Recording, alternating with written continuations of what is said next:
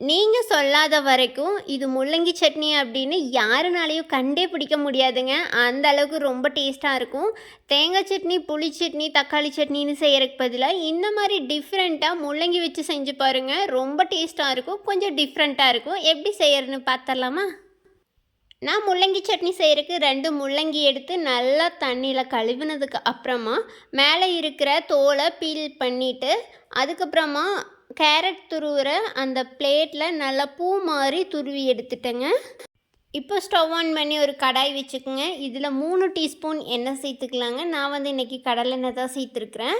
எண்ணெய் நல்லா காஞ்சதுக்கப்புறமா ஒரு கைப்பிடி அளவு ஒரு 20 போல் வெங்காயத்தை 2ஆக கட் பண்ணி சேர்த்துருக்குறேங்க. இது கூட ஒரு 7-8 பல் பூண்டு வந்து அதுவும் தோல் நீக்கிட்டு எடுத்து வச்சுருக்கிறேன். அதையும் சேர்த்து இப்போ நல்லா வதக்கிக்கலாம். கொஞ்சம் கண்ணாடி பதம் வர வரைக்கும் நல்லா வதக்கிக்கணுங்க. இது வதங்குறதுக்கு ஒரு 2லேருந்து 3 நிமிஷம் ஆகும். இது கூட காரத்துக்கு நான் 4 வரமிளகாய் சேர்த்துருக்குறேங்க. உங்கள் காரத்துக்கு தகுந்த மாதிரி சேர்த்துட்டு ஒரு டைம் நல்லா வதக்கி விட்டுட்டு, அதுக்கப்புறமா 1 டீஸ்பூன் கடலைப்பருப்பு, 2 டீஸ்பூன் கொத்தமல்லி, 1 டீஸ்பூன் சீரகம், 1 டீஸ்பூன் உளுந்து, இந்த 4ஐயும் நல்லா பச்சை வாசனை போக வரைக்கும் மறுபடியும் ஒரு 2 நிமிஷத்துக்கு நல்லா வதக்கிக்கலாங்க. மீடியம் ஃப்ளேமில் வச்சு நல்லா வதக்கிக்கலாம். இது நல்லா வதங்கினதுக்கப்புறமா நம்ம துருவி வச்சுருக்கிற முள்ளங்கியை இப்போ இது கூட சேர்த்துக்கலாங்க. முள்ளங்கி சேர்த்துனதுக்கப்புறமா மறுபடியும் ஒரு 2 நிமிஷத்துக்கு வதக்குனா போதும். ரொம்ப வதக்கணுங்கிறது அவசியமே இல்லைங்க.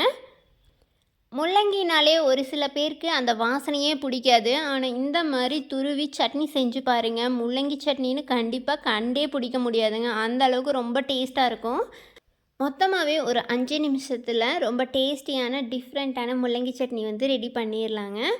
பேச்சுலர்ஸ்க்கு ரொம்ப ரொம்ப ஈஸியாக இருக்கும். ஒர்க் பண்ணுறவங்களுக்கு நைட்டு என்னடா பண்ணலாம் அப்படிங்கும்போது 2 முள்ளங்கி இருந்தால் போதுங்க. ரொம்ப ஈஸியாக செஞ்சிடலாம். வதக்கினதுக்கு அப்புறமா ஸ்டவ் ஆஃப் பண்ணிவிட்டு நல்லா ஆறுனதுக்கப்புறமா மிக்ஸி ஜாரில் இப்போ சேர்த்துக்கலாம்.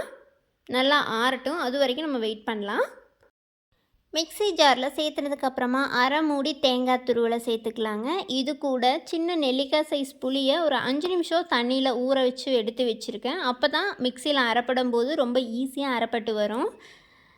இது கூட தேவையான அளவு உப்பு சேர்த்து, உங்களுக்கு தேவைப்பட்டால் கொஞ்சமாக தண்ணி சேர்த்து நல்லா அரைச்சி எடுத்துக்கலாங்க.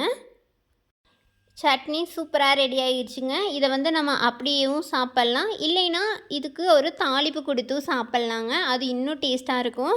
சாதம், இட்லி, தோசை, பூரிக்கு ரொம்ப ரொம்ப சூப்பராக இருக்கும். கண்டிப்பாக நீங்கள் இன்றைக்கே முள்ளங்கி சட்னியாக செஞ்சு பாருங்கள். எல்லாருமே சாம்பார் பொரியல்னு செய்வாங்க. கண்டிப்பாக முள்ளங்கி சட்னி வந்து நிறையா பேர்த்துக்கு தெரியாமல் கூட இருக்கும்.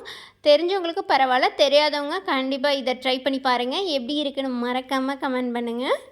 இந்த மாதிரி ஹெல்த்தியான ஈஸியான சட்னியெல்லாம் வேணும்னு நினச்சிங்கன்னா நம்ம சேனலை மறக்காமல் சப்ஸ்கிரைப் பண்ணி வச்சுக்கோங்க.